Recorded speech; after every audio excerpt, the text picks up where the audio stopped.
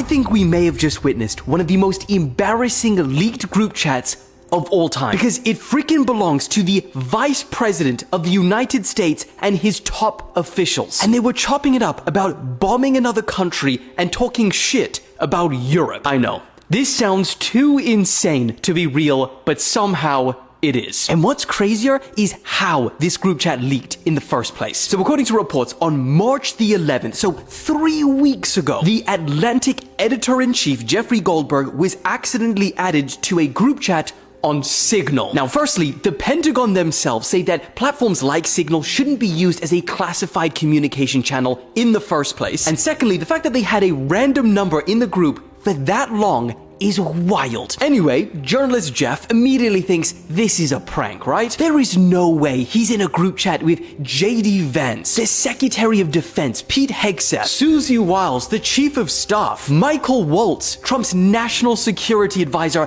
and a bunch of others. So to start off with, Jeff doesn't think too much about it, until they start talking about plans to carry out airstrikes on Yemen. You see, for context, after the Israel and Gaza ceasefire broke down recently, the Houthis started attacking ships traveling along the Bab al-Mandab Strait again. The Signal group chat was the Trump administration's response to this matter. And according to the leaked messages, several of the members were pissed about having to be the ones to save European trade. They said things like only 3% of the US trade runs through there, while 40% of European trade does. JD Vance, of course, jumped in on this topic and said, "I just hate bailing Europe out again." To which the Secretary of Defense replied, "I fully share your loathing of European freeloading. It's pathetic."